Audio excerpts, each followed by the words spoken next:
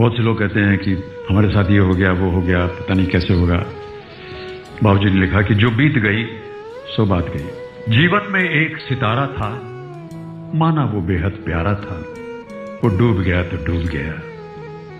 अंबर के आनंद को देखो, कितने इसके तारे टूटे, कितने इसके प्यारे छूटे। पर पूछो टूटे तारों का कब अंबर शोक मनाता है। जो बीत गई सो बात गई। जीवन में वो था एक कुसुम, थे उस पर नित्य निछावर तुम। वो सूख गया तो सूख गया। मधुवन की छाती को देखो, सूखी कितनी इसकी कलियां, मुरझाई कितनी वल्लरियां। जो मुरझाई फिर कहां खिली। पर बोलो सूखे फूलों पर कब मधुवन शोर मचाता है। जो बीत गई सो बात गई। जीवन में मधु का प्याला था, तुमने तन मन दे डाला था। वो टूट गया तो टूट गया।